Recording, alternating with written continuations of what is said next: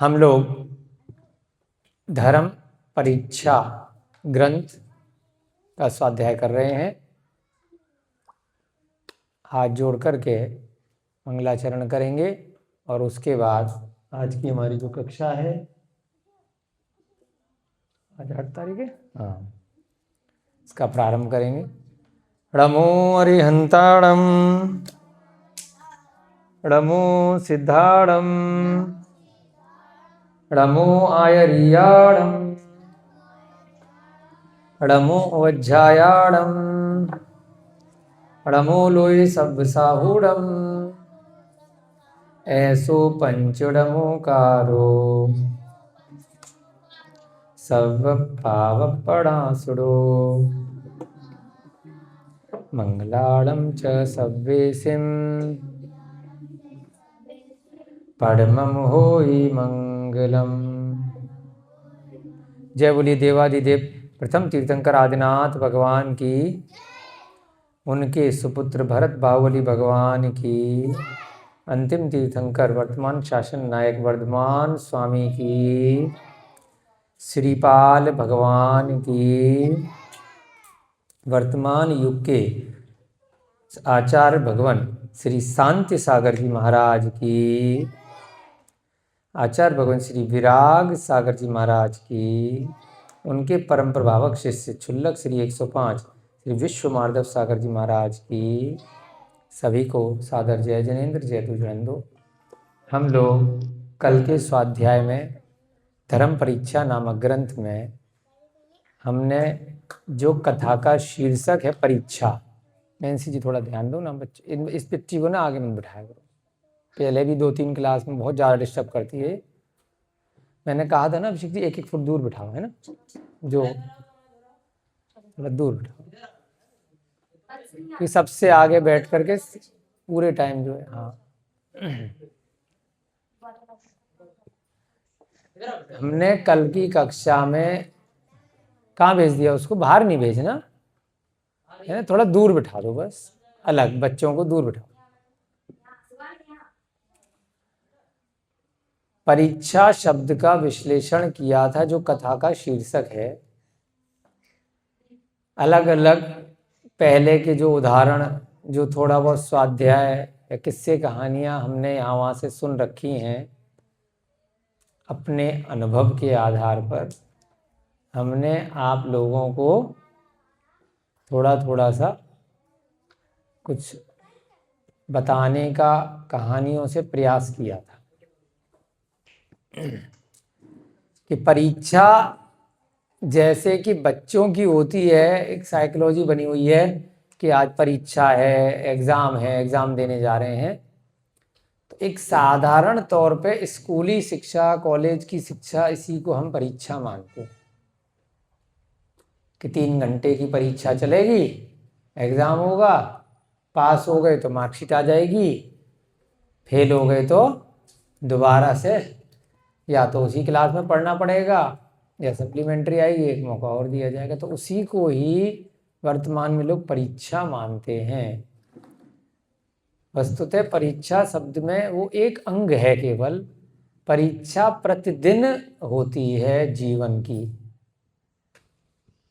हर चीज की आपकी कोई ना कोई अनुभव के आधार पर परीक्षा हो रही। इंटरव्यू देना भी तो परीक्षा है नौकरी के लिए। कोई नई वस्तु बना रहे हैं, कोई कार्य करने जा रहे हैं, उस कार्य में सफलता मिलेगी कि नहीं मिलेगी, तो आपकी परीक्षा है कि आप उसमें उत्तीर्ण होंगे या नहीं होंगे। तो यहाँ पर भी हमने कल बहुत डिटेल में धर्म की परीक्षा का विश्लेषण किया था। यहाँ कोई एग्जाम लिखने नहीं जा रहे कि 100 में से 80 नंबर आए कि 50 नंबर आए कि 40 नंबर आए, कौन सी क्लास में पढ़ते हो, अच्छा इतने पढ़े लिखे हो गए तो योग्य हो गए। तो जीवन की परीक्षा है ये धर्म परीक्षा। तो यहाँ पर कोई एग्जाम नहीं है वर्तमान युग के हिसाब से। अब जैसे पीएचडी है धार्मिक क्षेत्र में या रिलीजन इत्यादि ये जो पढ़ रहे हैं, हमने भी पीएचडी करी है तो वहाँ भी परीक्षा देनी पड़ी। सीए भी हमने किया तो वहाँ भी परीक्षा देनी पड़ी। आप लोगों में से बहुत सारे लोगों ने प्राकृत की पढ़ाई करी है, तो वहाँ पर भी परीक्षा आप लोगों को देनी पड़ी। परंतु नहीं भी दोगे और अगर रुचि से ग्रंथों का स्वाध्याय करोगे तो भले ही आपने व्यवहारिक जगत में कोई परीक्षा नहीं भी दी, लेकिन आत्मा की परीक्षा हो गई। और जब मृत्यु होगी, ये शरीर यहाँ पे जब छूट जाएगा, तो समाधि मरण के बाद आप परीक्षा में उत्तीर्ण हो जाओगे। हमने महाराज श्री यहाँ बैठे हैं साथ में, हमने परसों महाराज जी से अपना विचार रखा कि महाराज श्री आपकी अगर इच्छा है तो प्राकृत में आपका फॉर्म भरवा देते हैं। बहुत सारे साधु महाराज, चंदिगंबर पंथ के, श्वेतांबर पंथ के संत लोग भी भरते हैं। महाराज जी ने कहा मेरे को चक्कर में नहीं पड़ना, मुझे तो बस समाधि लेनी है और अपना स्वाध्याय कर रहा हूँ। फिर हमारी चर्चा हुई 5-10 मिनट। महाराज जी प्राकृत अगर पढ़ लेंगे तो डिटेल में ग्रामर इत्यादि उसकी व्याकरण भी सीख जाएंगे, कुछ नई गाथाएं इत्यादि सीख जाएंगे, एक डिग्री मिल जाएगी। वो लेना न लेना आपके ऊपर है, आपको कोई डिग्री की जरूरत तो है नहीं, लेकिन कुछ फायदा होगा कि सीधे मूल शब्दों से पढ़ना सीखेंगे। पहले तो स्वाध्याय महाराज जी इतने वर्षों से 30-40 साल से करते हुए आ ही रहे हैं। तो महाराज जी ने तुरंत जब समझा कि हाँ लॉजिकल बात ठीक है, तो तुरंत अपनी स्वीकृति दे दी। तो ऐसे हमारे वात्सल्यधारी महाराज श्री हैं विश्व माधव सागर, हमें उनका परम सानिध्य मिला है और बहुत अनुकंपा है कि महाराज श्री ने हमारा निवेदन स्वीकार किया। और आप सब बच्चों के लिए पहले स्वयं प्राकृत सीखेंगे और उसके बाद आप बच्चों को, बड़ों को, सबको पढ़ाएंगे, है ना। तो ऐसे हमारे महाराज श्री के लिए हम इच्छामी, सभी बच्चे बोलेंगे इच्छामी इच्छामी इच्छामी, धन्यवाद धन्यवाद धन्यवाद, ठीक है। तो वहाँ पर प्राकृत में भी जो ग्रंथ हैं, तो उसको सीख करके हम सभी लोग जब परीक्षा देने जाएंगे तो एक वो व्यवहारिक दृष्टि की परीक्षा है, परंतु उसमें सीख करके जब चारित्र में धारण कर लिया तो असली परीक्षा कौन सी है? जब उसमें मृत्यु हो गई, समाधि ले ली और परीक्षा में उत्तीर्ण अगले भाव में होंगे। इस भाव में भी सुख मिलेगा, शांति मिलेगी और अगले भाव में भी परम सुख प्राप्त होगा और धीरे धीरे करके मोक्ष पद पर पहुंच जाएंगे। तो उसी के लिए ग्रंथ यहाँ लिखे जा रहे हैं, पढ़े जा रहे हैं, सुने जा रहे हैं और समझे जा रहे हैं, ठीक है। जिस नगरी में प्रजा ने विद्याधर स्त्रियों के द्वारा देवियों को, विद्याधरों के द्वारा देवों को, किसकी बात हो रही है? विजयार्थ पर्वत की, जहां पर याद आ गया ना कल का स्वाध्याय, विजयार्थ पर्वत की। जम्बू द्वीप के दक्षिण भाग में एक भरत नाम का क्षेत्र है, अर्धचंद्राकार की तरह से है, धनुषाकार है, जैसे धनुष होता है, एक ऐसी डंडी है और ऐसे करके ऐसे धनुष बन जाता है ना, धनुष बाण धागा। तो ऐसे वह क्षेत्र है जिसका विस्तार उत्तर से लेके दक्षिण तक, यानी कि ये डंडी है, नीचे ऐसे क्षेत्र है, तो यहाँ से लेके यहाँ तक उसका विस्तार कितना है? 526 सही 6/19 योजन। कितना है? बोलो 526 सही 6/19 योजन, ठीक है। पूरब से लेके पश्चिम तक विस्तार वाला है।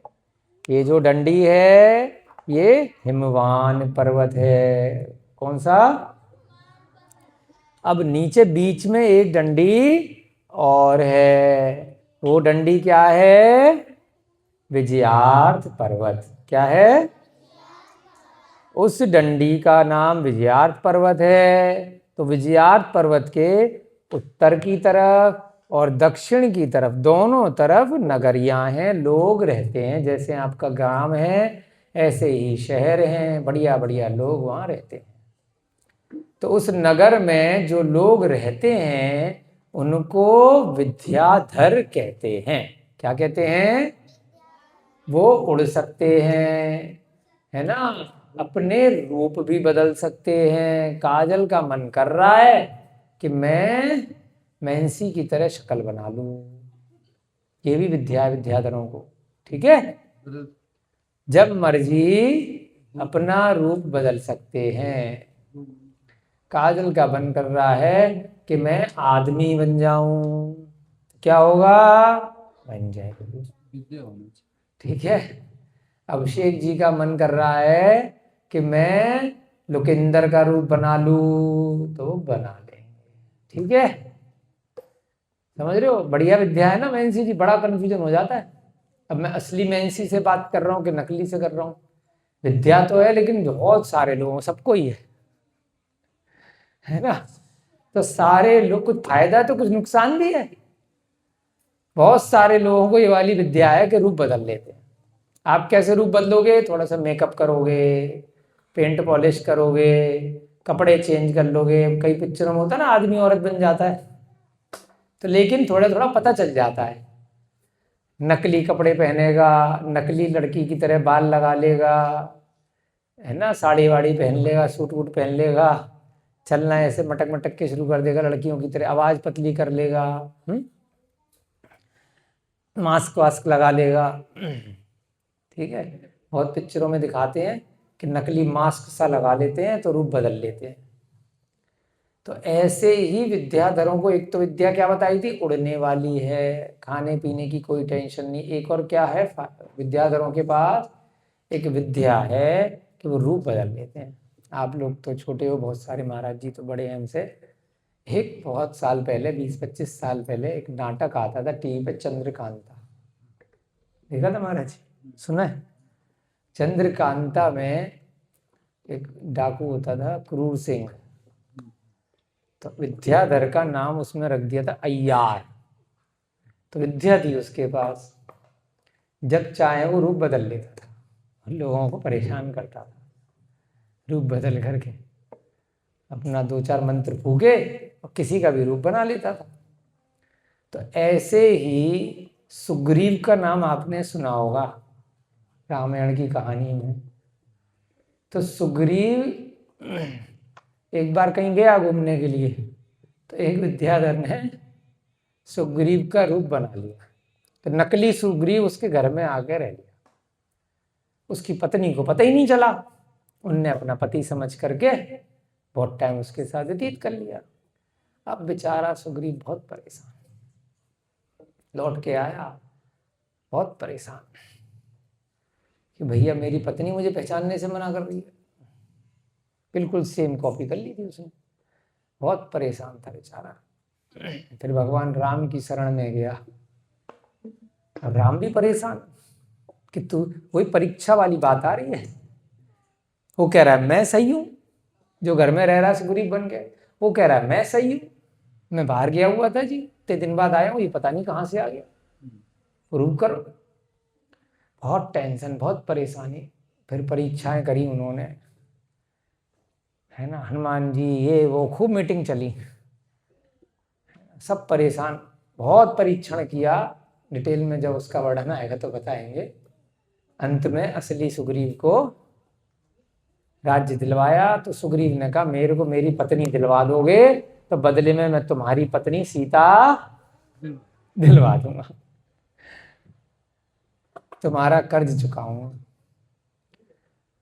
उसके बाद फिर राम जी ने कहा कि भैया मैं अपनी सीता को तो बाद में ढूंढूंगा, पहले तेरा काम करता हूँ। तो युद्ध लड़ा, उसके बाद विद्याओं के माध्यम से लक्ष्मण ने और राम जी ने फाइनली असली सुग्रीव को उसकी पत्नी दिलवाई। तो यहाँ पर भी परीक्षा करी, बहुत खतरनाक चैप्टर है। उसकी दृष्टि से देखो, सारे राज्य के लोग कोई मानने को ही तैयार नहीं थे, है ना, कि कौन असली है कि कौन नकली है। तो ये परीक्षा हो जाती है जीवन की बहुत बार, है ना। ऐसे ही एक और पिक्चरों से उदाहरण आता है। एक पिक्चर आई थी पहले, अंदाज अपना ना, बहुत पिक्चर देखते थे पहले, देखिए, सलमान खान और क्या नाम था, आमिर खान की। तो 2 परेश रावल थे, दोनों जुड़वा भाई। एक ने दूसरे को, एक डाकू बन गया और एक बढ़िया उद्योगपति बन गया, अरबपति बन गया। एक जेल में और एक बाहर। असली को कर दिया महाराज जी अंदर उसके भाई ने जेल में, और नकली उसके घर में बैठ गया। तो दोनों बेटियां नकली वाले बाप को अपना बाप मानने लग गई। तो परीक्षा करने के लिए उनने क्या किया, चेहरे पे क्रॉस लगा दिया कि ये मेरा असली बाप है। तो बाद में फिर पूरी स्टोरी उसी पे चलती है कि असली कौन है, नकली कौन है। तो ये सब परीक्षाएं हैं जीवन की। तो क्या सही है क्या गलत, ऐसी धर्म की परीक्षा अपने को करनी है कि कौन सा धर्म सही है, कौन सा गलत है, सत्य सही है या असत्य सही है। वो व्यक्ति कहेगा कि मैं सही हूं, जो गलत है। जो सही है वो तो कह ही रहा है कि मैं सही हूं। तो तीसरा आदमी जजमेंट जो कर रहा है, जो न्यायाधीश है, उसे सही और गलत का परीक्षण करना है कि सम्यक दर्शन सही है कि मिथ्या दर्शन सही है। खूब लड़ाई होती है। श्वेतांबर कहेंगे हम सम्यक दृष्टि, क्योंकि वो भी वही तत्वार्थ सूत्र पढ़ रहे हैं। आप उनके घर में जाकर के देखो, सेम है तत्वार्थ सूत्र दोनों का। पहला ही सूत्र है सम्यक दर्शन ज्ञान चारित्राणी मोक्ष मार्ग। जाके बैठो, वो कहेंगे हम सम्यक दृष्टि, तुम मिथ्या दृष्टि। तुम पढ़ के जाओगे, तुम कहोगे तुम हम सम्यक दृष्टि, तुम मिथ्या दृष्टि। कमाल है। यहां ग्रंथ काम आता है कौन सही, लक्षण पढ़ो दोनों के, फिर जजमेंट करो। वो कह रहे हम चारित्र ले रहे हैं, तुम नहीं ले रहे। कांजी परंपरा है, वो कह रहे हैं हम सही हैं, हम तो कपड़े पहन के मोक्ष हो जाएंगे। वो कह रहे नहीं, नहीं हो सकता कपड़े पहन के मोक्ष। दिगंबर वाले कह रहे परीक्षा कर लो। महाराज जी जो यहां बैठे हैं, ये धर्म परीक्षा के साक्षात प्रत्यक्ष उदाहरण। 30 साल महाराज जी ने कांजी परंपरा को बहुत डिटेल में स्वाध्याय किया। उसके बाद परीक्षा करी। इस ग्रंथ के शीर्षक के साक्षात उदाहरण प्रत्यक्ष बैठे, प्रैक्टिकल। महाराज श्री ने जीवन में इस ग्रंथ की परीक्षा करी। पढ़ने से कुछ नहीं होगा, उतारो। परीक्षा करी कि भाई धर्म का, चारित्र का लक्षण है पीछे कमंडल। पढ़ पढ़ के अगर अमल में नहीं लाए, झूठ नहीं बोलना, झूठ नहीं बोलना, झूठ नहीं बोलना, तो जैसी कोई बात हुई, अरे बोल दे मैं जरा है नहीं, रटाए जा रहे, रटाए जा रहे, उतार ही नहीं रहे हो, बस रटाए जा रहे हो। पैसे मिल रहे हैं, 10,000 रुपए तनख्वाह मिल रही है, बच्चों को रटाना है। धर्म अर्थ काम मोक्ष 4 प्रकार के पुरुषार्थ, क्रोध मान माया लोभ 4 प्रकार की कसाय, हिंसा झूठ चोरी कुटिल परिग्रह। अरे बच्चों पाप बताओ, हिंसा झूठ, शुरू हो गए शुरू हो गए शुरू हो गए। कुछ है तुरंत इधर का उधर सामान, 5 मिनट बाद ही। तो रटने का फायदा क्या। अरे यहां के एग्जाम की बात नहीं कर रहे हैं कि 50 में से 50 नंबर आ गए, जीवन की एग्जाम की बात हो रही है। महाराज जी ने अपने जीवन में उतारा। जब वहीं से सीखा स्वाध्याय, उसी ग्रंथ से सीखा, फिर उस लक्षण को देखा कि क्या यहां पर वह लक्षण है, देखा कि नहीं। कल पिता का उदाहरण दिया, पहले सिखाएगा वही, किताब में पढ़ाएगा वही कि पिता का लक्षण ये है, फिर कहोगे तुम मेरे पिता नहीं हो। माता से ही सीखा, और माता ने मोह के कारण किया कि भैया तू घर से बाहर नहीं निकलेगा। माता ने ही बताया कि मेरे से बड़ी माँ जिनवाणी माँ, जिनवाणी में लिखा कि माता पिता कोई नहीं है, सब मूर्ख बना रहे हैं, एक भोगे हैं, बस दिखाने के लिए हैं। तो भैया मेरी माता तो सरस्वती माता है, मेरी माता तो अरिहंत की वाणी है, मेरी माता तो मुक्ति को प्राप्त करवाने के लिए जो आगे बढ़ाती है वही है, मैं तो उसी की बात मानूंगा। फिर वो जो गृहस्थ की माता थी, भैं भैं भैं रोना शुरू, डंडे मारना शुरू, घर से बाहर नहीं निकलने दूंगी, खबरदार, कमरे में बंद कर दिया। फिर बच्चा क्या कहेगा, तू मेरी असली माता नहीं, तूने ही तो पढ़ाया था, तूने ही तो कहा कि बेटा ये जिनवाणी पढ़ो, तुमने ही कहा कि माता का लक्षण ये है और तू ही मुझे मना कर रही है। तो उसके बाद उसकी बड़ी माता हुई। ऐसे ही पिता ने कुछ पढ़ाया, मेरा पिता तो आदिनाथ भगवान है, मैं तो आदिनाथ की मानू। तो उसके बाद आप लक्षण को देखो, तो यहां पर क्या कहा कि जो विद्याधर हैं वो विद्याधर क्या कर सकते हैं, रूप बदल सकते हैं। तो यहां पर भी कथाएं आएंगी विद्याधरों की। तो अब आपको असली और नकली की पहचान करनी है, ऐसे ही असली धर्म और नकली धर्म की पहचान करनी है। वो आ रहे बाकी लोग जो बोले आए थे बेटा, कहाँ थे? आज आए वो ताजी वगैरह छुट्टी पे काम कर रहे थे क्या? हल्दी वगैरह। चलो कोई बात नहीं, मन नहीं उनका, जबरदस्ती नहीं बैठा सकते, मोबाइल देखना हो उस लोगों को। तो असली धर्म और नकली धर्म की अगर पहचान करनी है तो कैसे करेंगे अपन? सभी लोग हाथ जोड़ लें। तो यहां पर भी जो धर्म की परीक्षा है उसको करने के लिए विजयार्थ पर्वत पर जो विद्याधर हैं उनकी कहानी चल रही है, बहुत ध्यान से चलेंगे, हमें उनकी विद्याएं भी देखनी है, ठीक है? इसीलिए उनका नाम है विद्याधर कि विद्याएं हैं। कई बार हमारे चिंतन में आता है कि जो चीज हमें दिखाई दे रही है महाराज श्री, वो हमें लगता है कि ये कोई जादू नहीं है, और जो चीज दिखाई नहीं रही है कभी कभी अचानक से दिखाई दी तो लगेगा कोई जादू किया हुआ है, कोई मैजिक। तो विद्याएं क्या होती हैं? जैसे अभी अपन बोलते थे ना मैजिक, जादू, कि अगर अभिषेक जी का मन किया कि रूप बदलना है, तो जो साधारण लोगों के पास में ऐसी पावर नहीं है, इनके पास कोई विशेष पावर है, तो उसे क्या बोलेंगे? जादू कर दिया, मैजिक कर दिया। तो ऐसे ही हमारी तुलना में जो विद्याधर हैं, जो विजयार्थ पर्वत की श्रेणियों में रहते हैं, उनको कुछ विशेष पावर होती है, उड़ना, खाने पीने की टेंशन नहीं होना, है ना, कई बार कई चीजें उनको पहले से पता हो जाना, है ना, कुछ कुछ ऐसी विद्याएं होती हैं, रूप को बड़ा बना लिया, छोटा बना लिया, है ना, उड़ करके चले गए और अपना रूप बदल करके दूसरा रूप बना लिया। देवों में भी रिद्धियां होती हैं, अड़े माँ, है ना, विक्रिया से होती हैं, वैक्रियक रिद्धि। तो अपन विद्याधरों को कुछ विद्याएं प्राप्त होती हैं, तो जिसके कारण से वह विद्याओं का प्रयोग करके वो रूप बदल लेते हैं। तो उस नगरी में स्त्रियों के द्वारा, कौन सी स्त्रियां हैं?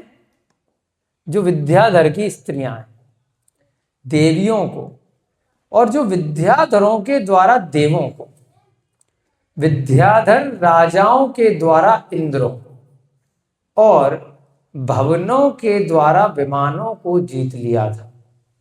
उस नगरी का पूरा वर्णन कैसे किया जा सकता है, हम यहां पर बैठ करके उसका वर्णन नहीं कर पाएंगे, है ना। अंदाजे से कि देव ऐसे होते होंगे, भगवान ऐसा होता है, यहां बैठ करके जब तक स्विट्जरलैंड नहीं गए, सुनी सुनाई बात, अरे बहुत सुंदर है, वहां पर ऐसा पहाड़ है। अब बच्चे, समुंदर गए हो कभी आप? रोहिता जी कोई समुंदर देखा? किसने समुद्र नहीं देखा? बच्चों, समुंदर, समुद्र जानते? समुद्र हम जानते ही नहीं तो कैसे बताएंगे कि देखा है कि नहीं देखा? नैन्सी जी हनीमून पे लेके गए थे आपको समुंदर पे घुमाने? कोई समुंदर गए कभी? है, इधर आ जाओ, शक्ल दिखाई दे पीछे, ऐसे ऐसे आ जाओ। कोई समुद्र गए हो आप? कभी लाइफ में कोई समुद्र देखा है? सम्यक कोई समुद्र गए हो बेटा? कोई भाई सागर, कोई समुद्र तुम गए हो? हाँ, हाँ बैठ जाओ। तो अब इनसे पूछा जाए, लोगिंदर आओ, आगे आओ, वहीं पे जगन्नाथ, हाँ जगन्नाथपुरी गए थे, समुद्र कैसा होता है बताइए? बिल्कुल सही जवाब। हो सकता है टीवी पे देख लिया हो, पिक्चर में देख लिया हो, परंतु प्रत्यक्ष नहीं देखा है कि समुंदर कैसा होता है। कोई कहेगा नदी कोई समुंदर मान लेगा, कोई बारिश के पानी को समुंदर मान लेगा, कोई नाले को समुंदर मान लेगा, कोई कुएं को समुंदर मान लेगा, कोई स्विमिंग पूल को समुंदर मान लेगा, जब तक देखा नहीं। तो ऐसे ही यहां इन्होंने क्या कहा कि भैया हम में से आप कोई विजयार्थ पर्वत गए तो है नहीं, बस अपने माइंड से सोचेंगे कि कैसा होता है। तो यहां ग्रंथकार ने आचार्य अमित गति ने क्या कह दिया कि भैया मैं नहीं बता सकता। हाँ विजय, तो समुंदर जैसे उसने कहा मैंने नहीं देखा, तो ऐसे ही मैंने भी कह दिया कि मैंने विजयार्थ पर्वत नहीं देखा। ऐसे ही आचार्य अमित गति ने कह दिया मैंने देखा नहीं है, परंतु मैंने अपने ज्ञान से देखा है।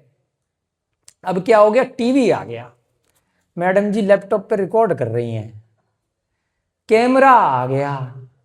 पहले तो 50 साल पहले नहीं था टीवी, कैमरा, मोबाइल। तो कैसे देखते थे? शब्दों से देखते थे, सुनकर के देखते थे। चक्षु मतलब आंखें, चक्षु इंद्रिय का काम क्या करती थी? कर्ण इंद्रिय। कान से देख लेते थे लोग। गूगल कहाँ तक काम करता है, गूगल बता देगा। गूगल तो वो अब नेट पे बता देगा ना, वीडियो दिखा देगा। जब ये नहीं था गूगल, जब ये नहीं था आज से 25-30 साल पहले टीवी, जब ये कैमरा नहीं था, तो सुनकर के ही, कानों से सुना और सुन करके आंखों में कनेक्शन बना लिया और पिक्चर बना ली, या फिर हाथ से पेंटिंग बना करके किसी ने बताई, क्योंकि कैमरा तो था नहीं। जैसे रोहितास जी दिखते हैं वैसी फोटो तो थी नहीं, तो कोई पेंटर बुलाया जाता था कि रोहितास जी की फोटो बनाओ। हम जब छोटे थे हमें खूब ध्यान है, जो पिक्चर हॉल होता था तो टॉकीज होता था, उस पे जो बाहर बड़ी स्क्रीन लगती थी वो हाथ की लगती थी। अमिताभ बच्चन की फोटो लग रही है तो जो एक्चुअल में अमिताभ बच्चन है थोड़ा सा फर्क आता था। हाथ से पेंटिंग करते थे, कई दिन लग जाते थे, क्योंकि इतना बड़ा कोई मशीन तो थी नहीं फ्लैक्स वाली बैनर निकालने की। तो ऐसे ही उस जमाने में क्या होता था कि अगर आपको कोई कहानी बनानी है, तो हमने बचपन में कॉमिक्स देखी हैं, हाथ की बनी हुई चित्रकथा होती थी। महाराज श्री ने यहां पे रखी हुई है, ये प्रद्युम्न हरण हाथ की बनी हुई फोटो है, उसको छाप दिया गया है। जितनी भी पेंटिंग्स हैं हाथ की बनी हुई हैं कि राजा ऐसा हुआ करता होगा, उड़ने वाले जीव ऐसे होंगे, विद्याधर ऐसे उड़ा करके ले गया श्री कृष्ण जी के बेटे को जिसका नाम प्रद्युम्न था, है दिख रहे थोड़ी थोड़ी फोटो। तो ये जो चीज हमने प्रत्यक्ष अभी हमारे सामने दिखाई नहीं दे रही है, तो हमारे ज्ञान के माध्यम से सुन करके, बचपन में दादाजी, अम्मा जी, माताजी, पिताजी बच्चों को कोई वीडियो नहीं दिखा रहे, बता रहे हैं कहानियां, हमारा गांव बेटा ऐसे था, वो चीज गाय ऐसी। तो ऐसे ही यहां पर आचार्य अमित गति कह रहे हैं कि एग्जैक्टली मैं नहीं बता सकता कि विद्याधर की जो नगरी है वो कैसी है, क्योंकि मेरे पास कोई कैमरा नहीं है, नहीं तो मेरे को ग्रंथ लिखने की जरूरत नहीं होती। भैया मैं रिकॉर्ड कर लेता, रामायण महाभारत की जो स्टोरी टीवी पे आती है, जो पिक्चर आती है, यूट्यूब पे देख लो, आधे घंटे की पूरी कहानी, 3 घंटे की पिक्चर पूरी देख लो, है ना। मैं लिखता क्यों? लेकिन जो लिखी हुई चीज है उससे जो आप अपने इमेजिन कर रहे हो, खुद उसको देख रहे हो, बिना आंखों से प्रत्यक्ष देखते हुए भी आप देख रहे हो, आप भी देख रहे हो, मैं भी देख रहा हूं। आप सोच करके देखना, थोड़ी देर एक एक चीज आपको दिखाई देगी शब्दों के अंदर। यहीं बैठे बैठे आपको समुद्र के लक्षण अगर बता दिए जाएंगे कि समुद्र कितना पानी होता है, कैसे उसकी लहरें उठती हैं, कैसे उसका रंग होता है, कैसे वो आवाज करता है, कितना अथाह होता है, कितना गहरा होता है, कितना बड़ा होता है, उसके लक्षण में यहां से बताना शुरू कर दूं, व्याख्यान शुरू कर दूं, तो अपने आप लोकेंद्र बाबू 15 मिनट बाद समुद्र की फोटो अपने दिमाग में बना लेंगे। अगर अच्छे पेंटर होंगे तो पेंटिंग भी बना के, समुद्र ऐसा होता है। हाथी के बारे में बताया गया सप्तभंगी सिद्धांत में। अंधे लोग खड़े कर दिए, एक ने पूंछ पकड़ी, उनने कहा पूंछ हाथी होता है। एक ने सूंड पकड़ी, उनने कहा सूंड हाथी होता है। एक ने 2 दांत पकड़ा, उनने कहा दांत हाथी होता है। एक ने 2 पैर पकड़ा, उनने कहा पैर हाथी होता है। एक ने कान पकड़ा, उनने कहा कान हाथी होता है। एक व्यक्ति ने पूरा हाथी का लक्षण बता दिया, पूरा विश्लेषण कर दिया कि उसके 2 कान ऐसे होते हैं बड़े बड़े, 2 सूंड ऐसी होती है। तो फिर जिस व्यक्ति ने वो पेंटिंग कंप्लीट बनाई कि हाँ हाथी ऐसा होता है। तो ऐसे ही यहां पर लक्षण बताया जा रहा है कि कंप्लीट तो भैया मैं नहीं बता सकता कि विद्याधरों की जो नगरी है विजयार्थ पर्वत की उत्तर और दक्षिण श्रेणी में कुछ कुछ बातें मेरे को पता है, उससे आप इमेजिन कर लो कि वो कैसी होती है। उसका पूरा वर्णन मैं नहीं बता पाऊंगा, क्योंकि विद्याधर स्त्रियों के द्वारा देवियों को, विद्याधर स्त्रियों के द्वारा देवियों को जीत लिया गया है। का मतलब क्या है कि विद्याधर की जो पत्नियां हैं, हर आदमी को अपनी पत्नी सबसे सुंदर लगती है क्योंकि फिर वो खाना नहीं देगी ना। वैसे तो दूसरे की अच्छी लगती है मनुष्य को, नर को, पुरुष को, लेकिन कहने के लिए कि मेरी पत्नी सबसे अच्छी है, सर्वांग शुद्ध है, वो बिल्कुल स्वर्ग की अप्सरा के समान है, वो बोलेगा तो यही, ना खाना मिलेगा, ना पीना मिलेगा, ना घर में जगह मिलेगी। सबको पता है ये चीज, हमें भी पता है, ठीक है। तो ऐसे ही मनुष्य जगत में रहना, विद्याधर की भी स्त्रियां हैं, तो वहां पर भी लेकिन क्या कहा है कि विद्याधर की स्त्रियां इतनी सुंदर होती हैं कि देवियों को भी जीत लें, इतनी सुंदर होती हैं। भाई जाके शादी करेंगे, लुकेंद्र कह रहा है यहाँ तो सब टाइम खराब है, अच्छा हुआ नहीं हुई। विद्याधरों के द्वारा देवों को, विद्याधर भी इतने सुंदर होते हैं कि देवों से भी सुंदर होते हैं, क्योंकि मैंने बताया ना कि रूप बदल लेंगे विद्याएं में। जब मर्जी वो क्रूर सिंह चंद्रकांता वाले की तरह, या सुग्रीव ने जैसे किया, हनुमान जी भी रूप बदल लेते थे, तभी तो वहां जाकर के कर लिया। रावण जो था वो विद्याधरों का राजा था, इतना बड़ा राजा था कि सारे विद्याधर उसके सेवक थे, है ना। हनुमान, सुग्रीव, बाली, रावण, कुंभकर्ण, मेघनाथ, ये सब विद्याधर थे। कहीं पर भी उड़ के पहुंच जाते थे तो हवा में युद्ध लड़ते थे। जब किसी से लड़ाई होगी तो जमीन काहे को खराब करेंगे, नीचे वालों को टाइम पास नहीं करते थे, वो हवा में ही मौज लेते थे। हवा में भी जाके महाराज जी बादलों के भी ऊपर, जितने इनके युद्ध होते थे, बादल नीचे हैं और ये ऊपर लड़ती, नीचे वालों को कोई डिस्टर्ब नहीं करते। जिसके पास जो पावर है ऊपर लड़ेगा ना। अभी भी क्या होता है जब 2 देशों में युद्ध होता है तो नभ में युद्ध, जो हवाई जहाजों का युद्ध चलता है ना, ये जल युद्ध और थल युद्ध, नीचे के सैन्य अलग, जल अलग, ऊपर अलग। तो ऐसे ये करते हैं। विद्याधरों के द्वारा देवों को जीत लिया गया, और साधारण विद्याधर देवों को जीत लेते हैं, और विद्याधरों के जो राजा होते हैं, राजा जो नीचे वालों को विद्याधरों के ऊपर, वो इंद्रों को भी जीत लेते थे। इंद्र माने जो स्वर्ग के जो इंद्र हैं, विद्याधर से भी ज्यादा सुंदर है इंद्र। तो विद्याधर का जो राजा है वह इंद्रों के भी समान था। भवनों के द्वारा विमानों को जीत लिया गया था, जो देवों के विमान होते हैं। विजयार्थ पर्वत पर रहने वाले जो भवन है, इतने सुंदर भवन हैं, क्योंकि किसी के द्वारा बनाए हुए नहीं, बहुत सुंदर होते हैं, अकृत्रिम होते हैं, कि जो स्वर्गों के देव विमानों में आते हैं वो विमान भी फीके पड़ जाएं, इतने सुंदर उन विजयार्थ पर्वत के भवन हैं। क्यों आपको इतने डिटेल में बता रहे हैं? भावना, भाव कि यहाँ के चक्कर से जब निकले तो टाइम खराब नहीं हो जाए, तो विजयार्थ पर्वत पे जाके पैदा हो जाए अगले जन्म में। इसलिए नहीं कि बहुत सुंदर लेडीज मिलेंगी, इसलिए क्योंकि वहां पर जो यहाँ हमारा 90% टाइम जो खराब हो रहा है नौकरी करना, वहां नहीं होता है। महाराज जी ने कहा 90% तो टाइम बच गया, और जो 10% बचा था तो सपने में भी वही किस्त आ रही है ना। कोई मजाक का विषय नहीं है, असलियत है। लोगों का लेना है, लोगों का देना है, कपड़े खरीदना, इन सब से बच जाओगे। और फायदा क्या है कि विद्याधर दीक्षा ले सकता है, सबसे बड़ा फायदा। जैसे यहां पंचम काल में मुनि महाराज बन सकते हैं, वहां पर तो हर समय समूसरण में जा सकते हैं। यहाँ पंचम काल में मुनि महाराज बन सकते हैं, लेकिन ये विदेह क्षेत्र नहीं जा सकते। सीमंदर भगवान के समूह शरण में जाकर के नहीं बैठ सकते। सुमेरु पर्वत पर जाकर के कृत्रिम चैत्यालों की वंदना नहीं कर सकते।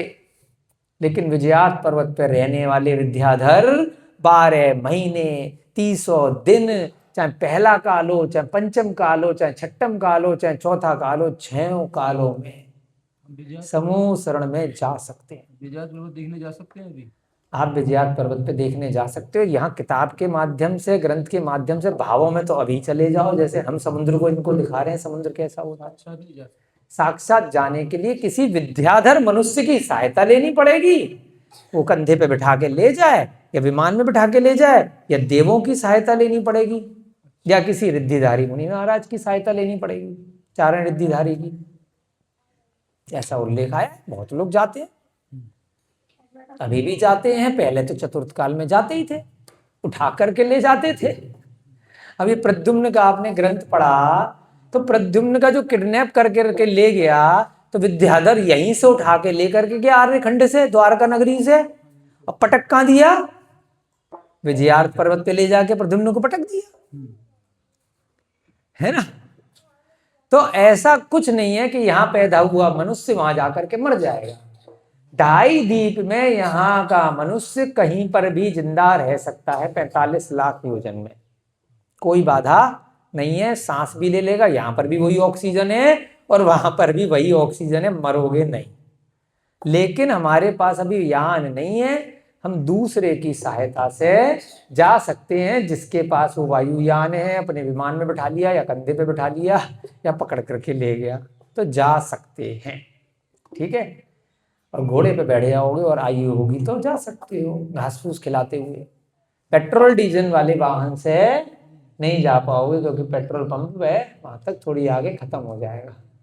हवाई जहाज से नहीं जा पाओगे, पानी के जहाज से, जो हवा से चलता है, उस पानी के जहाज से जा सकते हो, घोड़े की सहायता से जा सकते हो, या पैदल जा सकते हो। चूल्हा जरूरी है, खाना बनाना आना हो, इसीलिए सम्यक जी को सिखा रहे हैं चूल्हे की रोटी बनाना, कि रास्ते में आपको गैस का सिलेंडर नहीं खरीदना पड़ेगा। ईंटें रखी, लकड़ी बीनी और खाना बना लिया, क्योंकि हर जगह तो सिलेंडर नहीं मिलेगा। चूल्हा कहीं पे भी लग जाएगा, घोड़े को घास कहीं पे भी मिल जाएगी, पैदल आदमी को फल फूल पहचानो तो कहीं पे भी खा लेगा। तो एक पुराण आया है, हरिवंश पुराण, आप लोग कभी उसका स्वाध्याय करना। प्राकृत में उसका नाम है वसुदेव हिंडी, है ना। तो वसुदेव की भ्रमण की कथा श्री कृष्ण जी के पिताजी की कथा है। हरिवंश पुराण, हरिवंश उनके नाम पे चलता है। वो ऐसे ही घूमते ही रहे, घूमते ही रहे, घूमते ही रहे, अकेले बेचारे। वसुदेव, राजा वसुदेव, जो श्री कृष्ण जी के पिताजी थे। हरिवंश, ठीक है। तो कभी यहाँ कभी वहां, वो पूरे 2.5 द्वीप में ऐसे ही घूमते रहे। कभी कोई उनको उठाकर कहीं फेंक देता था, कभी कहीं फेंक देता था, कभी कुएं में गिर जाते थे, कभी कोई पक्षी उठा के ले जाता था, सब जगह घूमते रहते थे। बार बार पुण्य की वजह से बच जाते थे। उनके पूरे भ्रमण की कथा है, बहुत अच्छा ग्रंथ है। फिर बाद में देवकी से शादी हुई, फिर श्री कृष्ण जी पैदा हुए, फिर कंस की लड़ाइयाँ हुई, फिर नेमिनाथ जी आए, है ना, फिर प्रद्युम्न जी भी आए। वो सारी कथा हरिवंश पुराण में, बहुत अच्छा ग्रंथ है। लेकिन उसमें कहीं पर भी राधा जी नहीं है, रुक्मणी जी हैं और सत्यभामा है। राधा जी पता नहीं कहाँ आ गई, कब आ गई, किसी को नहीं मालूम। इसी काल में बचपन में भी राधा का वर्णन किसी ग्रंथकार ने कहीं पर भी नहीं लिया। वो कैसे आ गया, किसको बोला, कुछ कहा नहीं जा सकता। तो यहाँ पर विजयार्थ पर्वत की बात कर रहे हैं। अभिप्राय यह है कि वह नगरी स्वर्गपुरी से भी श्रेष्ठ थी।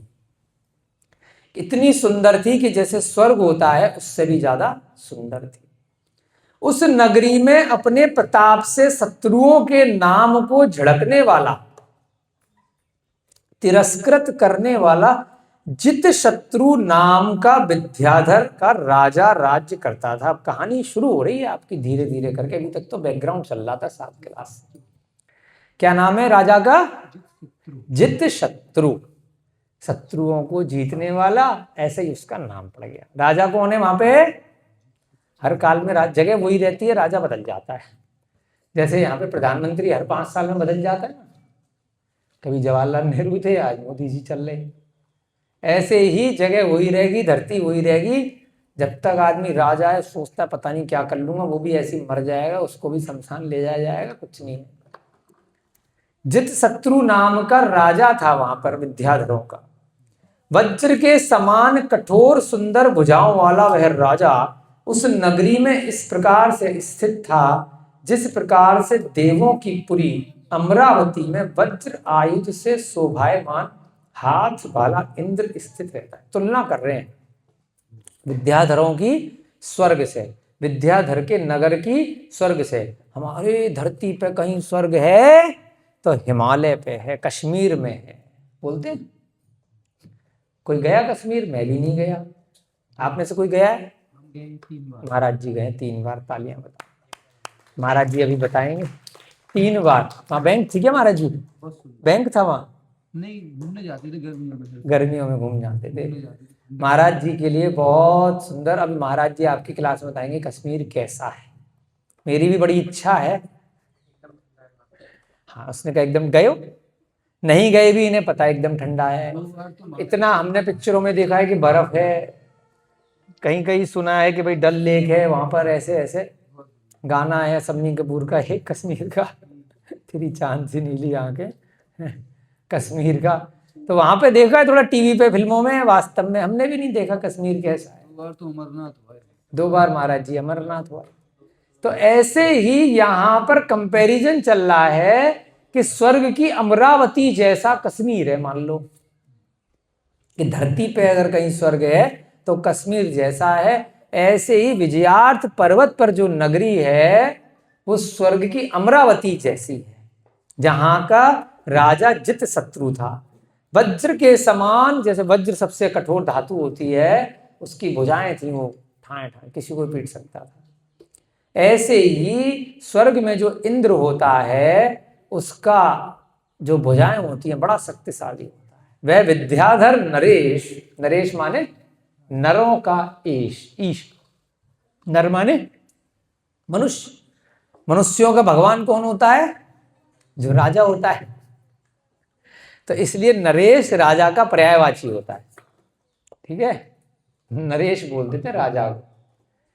तो विद्याधर नरेश, विद्याधरों का राजा, दूसरों के दोषों के दिखलाने में जिस प्रकार मौन का अवलंबन लेता था। अगर कोई दोषी मिल गया, कोई चोर मिल गया, कोई बदमाश मिल गया, कोई झूठा मिल गया, तो क्या करता था? वो न्याय करता था, साइड में ले जाके प्रचार नहीं करता था, 10 लोगों में उसकी बदनामी नहीं करता था। अगर किसी में कोई दोष है ना, दोष माने कोई गलती है, कोई उसमें कोई ऐब है, तो अकेले में उसके साथ न्याय करता था, उसको मौन रहता था। मौन माने कोई बात नहीं, इससे अलग से बात करेंगे।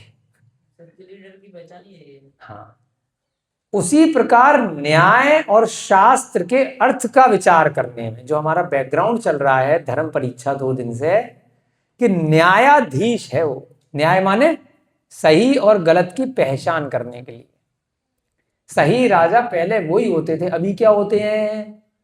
जो ज्यादा रिश्वत दे देगा वो राजा बन के टिका रहेगा। कुर्सी की लड़ाई, इलेक्शन भी पैसे के बल पे, बाहुबल के बेस पे लड़ते हैं, टिके भी उसी के बल पे रहते हैं।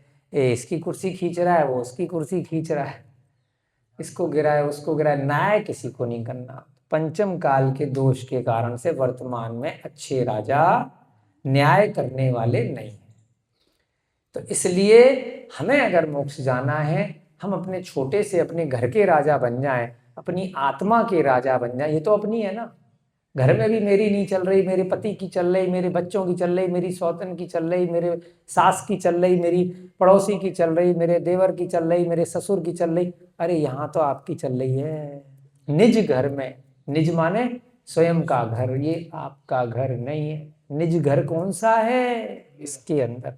ये भी आपका घर नहीं है, जो मेरा शरीर है ये भी यहीं रह जाएगा। तो वहां अपनी चला लो, अपने घर पे अपनी चला लो, पड़ोसी के घर पे अपनी चलाने की जरूरत नहीं है। तो यहां पर भी न्यायाधीश था, सत्यपरायण। क्या है वो राजा? न्याय।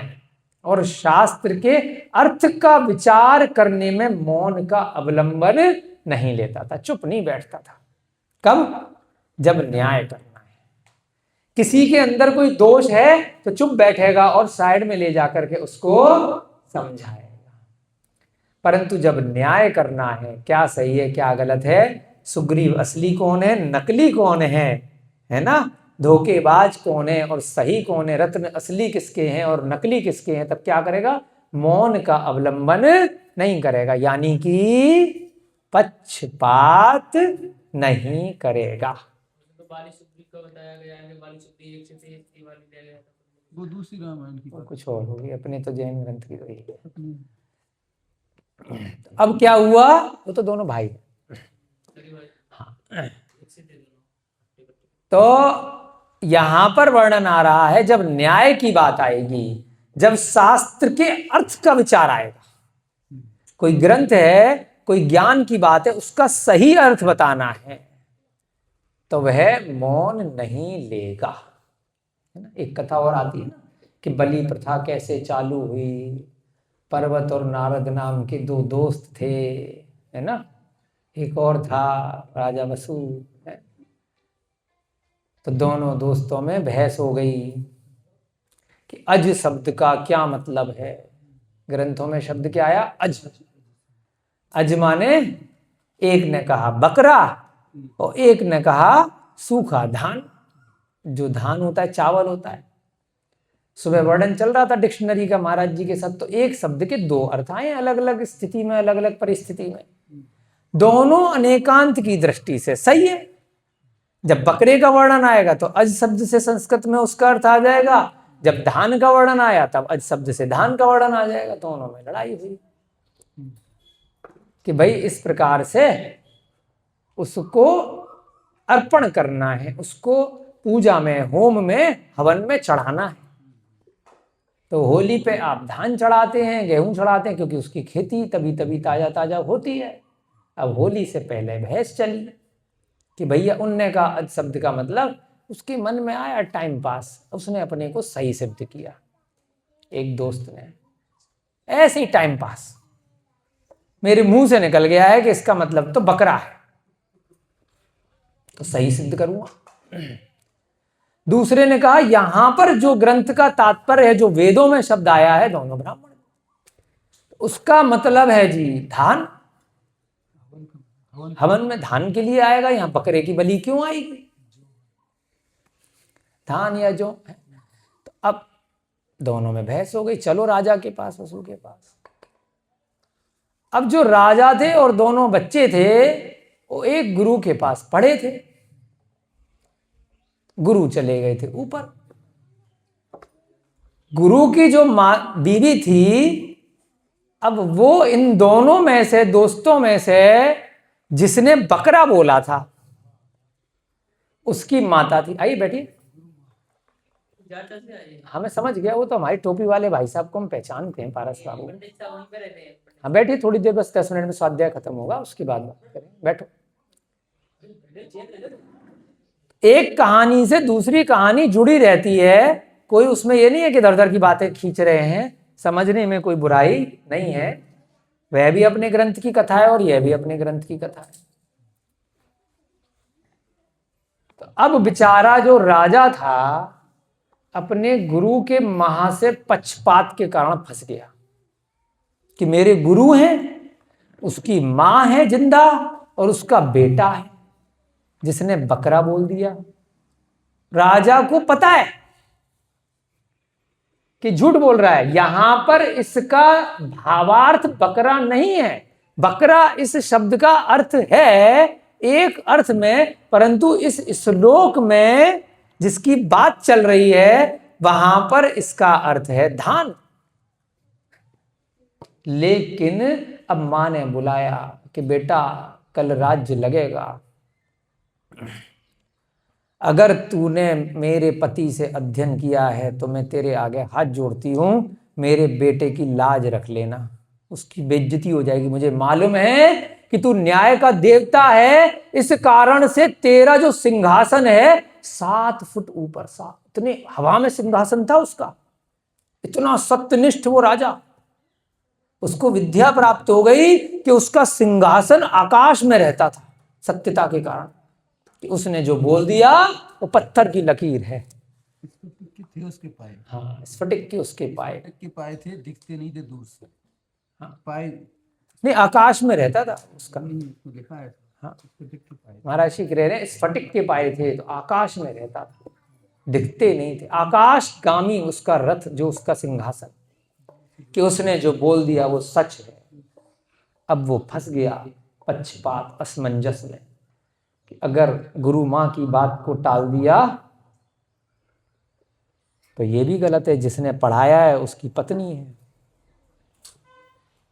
और यहां पर अगर झूठ बोल दिया तो मैं कितनी टेंशन में आ जाऊंगा। राज्य लगा, उस राजा ने पक्षपात को प्रेफर किया धर्म और न्याय की अपेक्षा। फंस गया अपने गुरु माँ के वचन के कारण से। इधर जैसे ही उसने कहा कि अज का मतलब बकरा, और इधर उसकी मृत्यु, धाड़ से सिंहासन गिरा, सीधे 7वां नरक, 33 सागर की आयु सड़ रहा है। झूठ बोलने का फल है इतना बड़ा। ग्रंथों में आया है, भगवान महावीर की वाणी है, मैं अपने मन से कुछ नहीं बता रहा, क्योंकि पद देखा गया। जितना बड़ा पद, इतनी सी गलती। इतने सारा मांस खाने वाले, इतना नॉनवेज, इतना पशु पक्षियों को मारने वाले भी 7वें नरक नहीं जाते। पूरे जीवन भर भक्ष नहीं खाया, बढ़िया से रहा, जैन राजा, सारी चीजें हैं, प्रजा का बहुत अच्छा संचालन, एक झूठ की। राजा अगर झूठ बोलेगा, न्याय प्रिय राजा, उस दिन से आज तक प्रथा चल गई, क्योंकि लोगों ने तो प्रत्यक्ष नहीं देखा, ग्रंथों में ही तो देखा गया कि वो 7वें नरक गया। लोगों को क्या लगा, ऐसे ही मर गया, टेंशन में मर गया, हार्ट अटैक आकर के, क्योंकि झूठ बोला। उसको बोला नहीं जा रहा था, फिर भी उसने भगवान का नाम लेकर के बोल दिया, लेकिन न्याय नहीं किया। और वहीं से लेकर के आज तक उन वेदों की परंपरा चली आ रही है कि कुछ लोग जो लक्षण देखते हैं वेदों का, वो कहते हैं धान है। कुछ लोग जो मूर्ख होते हैं वो कहते हैं बकरा है। चलो भैया देवी पे बकरा चढ़ाएंगे, चलो भैया होम करने में जानवरों की बलि देंगे। उसी की परीक्षा अपन को करनी है। शब्द आया है, अर्थ हमें विद्वानों की दृष्टि से लगाना है या अनर्थ हमें मूर्खों की दृष्टि से लगाना है। तब से आज तक परंपरा चली आ रही है, तब से ही वेदों के पढ़ने वाले लोग आपस में भी लड़ते हुए आ रहे हैं, क्योंकि धर्म की परीक्षा लोग नहीं कर रहे। जिसने जैसी व्याख्या कर दी, भैया हमारे यहां तो बलि देते हैं वेदों में, हमारे यहां नहीं देते, क्योंकि हम ऐसे ही कुरान है। कल आए थे मौलाना साहब, शुद्ध शाकाहारी, जगह जगह प्रवचन देते हैं, कहीं बलि नहीं करते। वो कह रहे उन्होंने कुरान का संस्कृत में अनुवाद कर डाला, संस्कृत के वेदों का उर्दू में अनुवाद कर डाला। विद्वान है, कह रहे बताओ, एक शब्द के 10 अर्थ में कुछ भी आप लगा लो अपने दिमाग से, जबरदस्ती वाली बात है। वो तो प्रूफ करके दिखा रहे हैं कि ऐसा कहीं नहीं लिखा कि हिंसा करो। लोग अपने हिसाब से सब टाइम पास चल रहा है, उस चीज को अपने को देखना है, समझना है। यहां पर भी उसने क्या कहा कि जो विद्याधर का नरेश है, जित शत्रु, कोई भी किसी में दोष है तो वो कोने में ले जाकर के उसको समझाता था, और अगर न्याय करने की बात आ रही है तो वो चुपचाप नहीं रहता था। शास्त्र के अर्थ का विचार करने में कभी भी मौन का अवलंबन नहीं लेता था, बताता था कि क्या सही है क्या गलत है। दूसरों के धन का अपहरण करने में हाथों से रहित था। दूसरे का पेन है तो मेरे हाथ नहीं है, शोले पिक्चर में वो था ना, क्या नाम है उसका, कौन था वो, संजीव कपूर, भैया मेरे हाथ नहीं है ना, क्योंकि मैं गलत काम नहीं करूंगा। और जैसे ही किसी की उपकार करना है, किसी की सहायता करनी है, तो 4 हाथ आ जाएंगे। दूसरे के धन का अपहरण करने में हाथों से रहित था, उनका उपयोग नहीं करता था। अभिमानी शत्रुओं के मान मर्दन करने में हाथों से रहित नहीं था। कोई बहुत घमंडी शत्रु आ गया तो उसके हाथ बाहर आ जाते थे, 100 हाथ बन जाते थे, है ना, कि कोई आताताई आ गया तो। इसके लिए वह अपनी प्रबल भुजाओं का उपयोग करता था अपने, है ना। यानी कि किसी की रक्षा करनी है तो फालतू में वो है अपने हाथों से मारता पीटता नहीं था, लेकिन किसी ऐसे आताताई व्यक्ति का आक्रमण हो गया है जो गलत कार्य कर रहा है तो उसको दंड देने में पीछे नहीं रहता था। अंधो अन्य नारीर वलोकितुम, अंधा हो जाता था। किसको? अन्य नारी, दूसरे की पत्नी को देखने में। चाहे अभी टीवी पे देखते ना, कितनी सुंदर है, थोड़ी देर के लिए हर पुरुष के मन में कोई ना कोई उसके भाव, वेश, परवेश, कपड़े, वस्त्र, चाल चलन, नृत्य देख करके भाव खराब हो जाते हैं। परंतु जित शत्रु अंधो हो जाता था, अंधो अन्य नारी अवलोकितुम, कोई दूसरे की नारी को अवलोकन करने में, देखने में अंधा हो जाता था। मैंने देखा ही नहीं। दूसरा भी कारण है, नहीं देखेगा तो दाल रोटी कैसे मिलेगी? राजा है, भले खाना तो वही बनाएगी। चाहे राजा है, दूसरे की नारी देखेगा तो घर में तो मार पड़ेगी पड़ेगी, इसलिए अंधा हो जाता था पर स्त्रियों को देखने में। यो न हृदय रूपा जिन नाथ मूर्तहि, जिन नाथ मूर्तहि, परंतु 4 चश्मे लगा लेता था हमारी तरह। किसको देखने में? जिन नाथ, जिनेंद्र भगवान की मूर्ति का अवलोकन करने में वो कैसे हो जाता था कि वह उनकी मनोहर आकृति को धारण करने वाली जिननाथ की, जिननाथ माने जिनेंद्र भगवान की प्रतिमा को देखने में भक्ति पूर्वक दर्शन करता था। हृदय रूपा, हृदय से आज तो बाहुली भगवान के दर्शन हो गए, आज तो राम भगवान के दर्शन हो गए, आज तो शांतिनाथ भगवान के। पागल हो जाता था। अंधा किस में हो जाता था? दूसरों की पत्नियों को देखने में। तो ये अच्छे राजा के लक्षण बताए हैं। भगवान राम भी ऐसे थे, भगवान कृष्ण भी, बहुत सारे उदाहरण हैं। दूसरों की पत्नियों को देखने में अंधा हो जाता था, परंतु हृदय रूपा जिननाथ मूर्ति यो नहीं अंधा होता था। किसको देखने में? जब नेमिनाथ भगवान की तीर्थंकर लेणी की प्रतिमा सामने आ जाए, जारचा में चंदा प्रभु भगवान की प्रतिमा सामने आ जाए, तो भैया चश्मा को और धो लूं, लाइट जलाओ, ये जलाओ, बस देखता रहूं, देखता रहूं, देखता रहूं। भक्ति पूर्वक दर्शन किया करता था। निःशक्तितः कर्तुम वध्य कृत्यम न धर्म कृत्यम शिव शर्मकारी। निःशक्तितः, निशक्ति हो जाता था, शक्ति से रहित हो जाता था। अरे भाई साहब, मैं तो लूला लंगड़ा हूं, मेरे में पावर नहीं है। कब? कर्तुम वध्य कृत्यम, यानी कि वध्य कृत्यम, पाप कार्य को करने में। कर्तुम अवध्य कृत्यम, अवध्य माने जो कार्य करने योग्य नहीं है, पाप का काम। किसी ने कहा थोड़ा झूठ बोल दो यार, थोड़ी देर के लिए ये पैसा मिल जाएगा, ये काम हो जाएगा।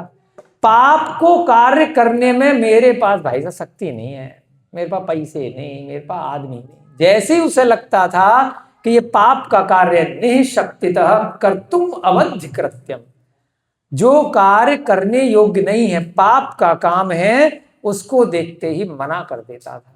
नहीं शक्ति हो जाता था, असमर्थ हो जाता था। न धर्म कृत्यम शिव शर्म कार्य, लेकिन शिव शर्म माने, शिव माने मोक्ष। लोग बोलते हैं अरे शिव जी, शिव और आदिनाथ और सिद्ध पर्यायवाची हैं। ओम नमः शिवाय फालतू की लड़ाई कि जैनियों के नहीं, उनके सब एक भगवान है, 1008 नाम शिव के भी वही हैं, आदिनाथ के भी वही हैं। शिव माने मोक्ष, मुक्ति। अब जहां से वापस नहीं आना है। सिद्ध शिला माने शिव शिला, शिव धर्म कृत्यम शिव शर्म कारई, यानी कि धर्म के कार्य को करने में जहां से मोक्ष सुख मिलेगा उसमें धर्म कृत्यम न, यानी कि नहीं, ऐसा नहीं होता था कि वो मना कर दे। किसी ने भी कहा स्वाध्याय करना है, तुरंत भागे भागे हमारे पारस जी जारचा से चले आए। स्वाध्याय कराना है, कोई मना नहीं किया। हमारे सम्यक बाबू जितने भी लोग हैं धर्म के कार्य में पीछे नहीं हटता था। कौन? जित शत्रु। किसकी पहचान हो रही है? अच्छे राजा की। और जो हिला रहे हो तो इसका क्या मतलब है कि भविष्य में आपको भी ऐसा ही बनना चाहिए। इसी को चारित्र है, केवल सुनना, एक कान से सुना दूसरे कान से निकालना, थोड़ा सा अंदर भी डालना। ठीक है, थोड़ा सा रुकेगा फिर बाहर निकलेगा। ठीक है, सांस लेते हो थोड़ी देर अंदर रहती है फिर बाहर आती है, खाना लेते हो थोड़ा अंदर रहता है फिर बाहर आता है। ऐसे ही ये धर्म के ग्रंथ हैं। खाना है यानी कि सुनना है, थोड़ा अंदर रखना है, ग्रहण करना है, और बाद में वेस्टेज जो हुआ, जो समझ में नहीं आया, जो अमल में नहीं लाना, वो बाहर निकालना है। ठीक है, तो राजा की तरह इसकी तरह बनना है, न्याय प्रिय। बस एक गाथा और पढ़ेंगे फिर आपका समय हो जाएगा। चंद्र कलंकी तपनो अति तापी जंग पयोधि कठिन सुराद्रि। अपन अगर संस्कृत से पढ़ेंगे तो आनंद आता है धीरे धीरे करके, क्योंकि अपने पास कोई टाइम लिमिट तो है नहीं कि 1 महीने में पूरा करना, कोई एग्जाम तो है नहीं कि 1 साल में करना कि 3 साल में करना है। धीरे धीरे करके शब्दों का मतलब भी सीख जाएंगे। चंद्र कलंकी तपनो, चंद्रमा में भी कलंक है। दिखता है ना रात को, कोई कह देता है बुढ़िया सूत काट रही है, कोई कुछ कह देता है। चंद्रमा में भी कलंक है, काले काले धब्बे हैं। चंद्र कलंकी तपनो अति तापी, चूंकि चंद्रमा, कलंक माने काला अंक, अंक माने बिंदु, कलंक है ना, अपन वो लगा देते नजर ना लगे। सुंदर स्त्री पे, बच्चे पे वो लगा देते ना, काजल लगा दिया, इसका तो नाम ही काजल है, बैठी है।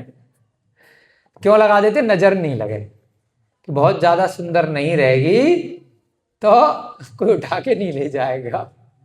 तो बहुत ज्यादा सुंदर चंद्रमा नहीं रहे, इसलिए विधाता ने चंद्रमा पे काले काले बिंदु लगा दिए सफेद के बीच में। चूंकि चंद्रमा कलंक से सहित है और वह राजा उस कलंक से रहित है, उस राजा को चंद्रमा से भी श्रेष्ठ बता दिया। चंद्रमा में भी कलंक है, तपनो अति तापई जंड पयोधि कठिन सुराद्रि। सूर्य विशिष्ट संताप देने वाला है और वह उस संताप से रहित है। सूर्य भी कैसा है? जब अब जून में गर्मी पड़ेगी ना, बहुत परेशान कर रहा है सूरज, बैंड बजा दिया, अब एसी लगा लो, कूलर लगा दो, रह नहीं सकते। और जब सूरज की चीज चाहिए भैया, धान चाहिए, फल चाहिए, फूल चाहिए, अरे कब सूरज आएगा, कब सूरज आएगा, सर्दियों में पागल हो जाते हैं ना। और जब ज्यादा आ जाता है, कब भागेगा कब भागेगा। तो सूरज भी अति संताप जब देता है तो परेशान कर देता है। ऐसे ही चंद्रमा कलंक के साथ होता है, परंतु वह राजा कलंक से रहित है। उस राजा पे कोई कलंक नहीं है। यतो अमरेंद्रो अजनी गोत्र भेदी ततो नते यस्य सभा बभूहु। जल स्वरूप समुद्र कैसा है? जड़ है। जड़ पयोधि, जड़ माने जो जड़ होती है ना पेड़ की जड़, वो स्थिर रहती है। जो जड़ बुद्धि होता है वो एक जगह ढीठ की तरह होता है। पयोधि माने समुद्र। जो समुद्र होता है वह जड़ होता है, लेकिन जल स्वरूप या शीतल है। यतो अमरेंद्रो अजनि गोत्र भेदी ततो नते यस्य समा बभदु। लेकिन वह राजा जड़ नहीं है, जड़ बुद्धि नहीं है, अज्ञानी नहीं है, मेरु कठोर है और वह कठोर नहीं है। इंद्र गोत्र भेदी है, पर्वतों का भेदन करने वाला है, वह गोत्र भेदी नहीं है, वंश को कलंकित करने वाला नहीं है, इसलिए ये सब उसके समान नहीं हो सकते। वह राजा तो इन सब से भी श्रेष्ठ है। उपमा दी है, किससे? कितनी सारी उपमाएं उस राजा को दी गई हैं कि चंद्रमा में भी कलंक होता है परंतु वह राजा में कोई कलंक नहीं है। सूर्य भी कभी कभी बहुत संताप देता है परंतु उस राजा में कोई संताप दुख देने वाला वह राजा नहीं है। समुद्र भी जड़ है, बहुत सारा पानी है, एक जगह रुका हुआ है परंतु वह राजा जड़ बुद्धि मूर्ख नहीं है। इंद्र भी गोत्र भेदी है क्योंकि उसके परिवार के लोग हैं, पक्षपात वो करेगा, परंतु वह राजा गोत्र भेदी नहीं है, मतलब अपने लोगों के साथ पक्षपात नहीं करेगा। अगर मेरा पुत्र भी गलत करेगा तो वह राजा उसको भी दंड देता है। ऐसा न्याय प्रिय राजा है। वह राजा अपने वंश को कलंकित करने वाला नहीं है, इसलिए यह राजा इन सब के समान नहीं है। ना वो चंद्रमा के समान है, न वो इंद्र के समान है, न वो समुद्र के समान है, न वो सूर्य के समान है, वह तो इन सब से भी श्रेष्ठ है। तो ऐसा उस जित शत्रु के बारे में यहाँ 35 हमारी गाथाएं हो गई हैं। इस धर्म परीक्षा नामक ग्रंथ में पहली परीक्षा पहले नंबर की चल रही है। धीरे धीरे आनंद के साथ हम आचार्य अमित गति स्वामी द्वारा विरचित इस ग्रंथ का स्वाध्याय यहाँ पर कर रहे हैं। कल से आप सबसे विनती है जिससे थोड़ा हमारा समय बचे, सही 11 बजे सभी पढ़ने वाले, पढ़ाने वाले, व्यवस्था करने वाले यहाँ पहुँचें। जय बोली महावीर भगवान की, अनंत आनंद सिद्ध परमेष्टि भगवानों की, आचार्य भगवान श्री शांति सागर जी महान मुनिराज की, सभी को जय जिनेन्द्र, जय दो जय दो।